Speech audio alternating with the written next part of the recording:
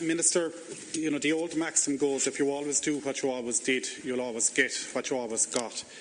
The crisis that the county roads throughout the country of Ireland are in at the moment has reached breaking point, and it is really high time that we had a fresh look at how we maintain our roads. I put forward a proposal which this question relates to, where in the county of Cork, the amount of road tax, 2% of the road tax collected in the county of Cork, would do serious drainage and maintenance on 1,000 kilometres of roadway. But until such time as we take the water off the roadways, the €330 million that your department allocated to the county councils last year is waste and will be wasted. We have to take the water off the roadways. I'm not looking for you, Minister, to say that you would allow or encourage the authorities, but I would hope that you would direct the authorities, because your department has a responsibility to the €330 million allocated, that it's not just seen to be putting tarmac on top of tarmac, but will take the water off the roads to ensure the maintenance of those roads. Thank you. I agree with the Deputy that drainage is an issue of particular importance, and the local authorities need to give consideration to this in their work programmes. Indeed, last year I made a specific one-off allocation for proper drainage work in order to protect pavement services, to focus their attention on this area. However, it must be stated that the improvement and maintenance of regional and local roads is a statutory responsibility of each local authority. Works on those roads are funded from local authorities' own resources, which are then supplemented by state road grants. The initial selection and prioritisation of works to be funded is also a matter for the local authority concerned. In January, I announced a total of €331.9 million was being provided to local authorities for the maintenance and improvement of regional and local roads in 2014. And this year I decided to give local authorities increased flexibility. I reduced the number of grant categories and increased the amount allocated under the discretionary grant heading, which will facilitate the transfer of funds between key grant categories where local authorities need this. This gives greater flexibility to local authorities to focus their expenditure on drainage if they wish.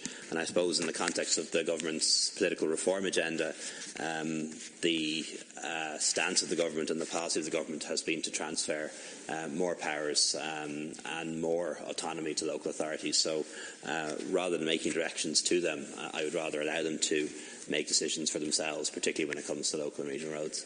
Deputy Daly. Yeah, I'd like to thank the Minister, and I would like to acknowledge the Minister's proactive steps to date in this area in allowing discretion, and that's very much welcomed by the area engineers on the ground, and increased discretion will always be welcome.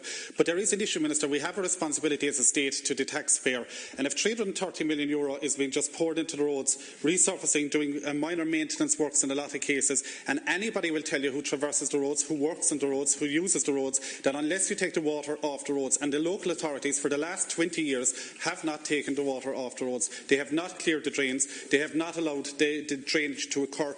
And while that continues, no matter how much money we pour into the national roads or the local roads throughout the country, it's going to be wasted. So I would hope, Minister, that you would ensure your department takes a more proactive, and not just to allow or encourage, and I take your point about local government reform, but we do have a responsibility, if your department is allocating €330 million, to ensure that at the very least a prerequisite would travel with that money, that the water is taken off the roads, to ensure that any maintenance works can continue and will last into the future. I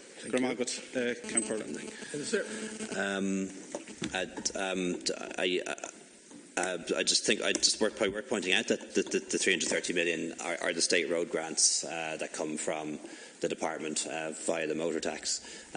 Local authorities can add their own resources to that. Some are very good and some are very bad. For every euro, for example, that the government gives Fingal for local and regional roads, Fingal matches it with 2. Other counties are worse for that. For every euro they get from central government, they match it by 10 cents. So there's a big issue there for councillors, I think, in the local elections to commit to putting more of their discretionary resources into roads, particularly when it comes to the property tax revenues, 80% of which will stay local from next year. And I think that point needs to be made, and I'd encourage deputies to make that point as well to councillors and to managers when they meet them.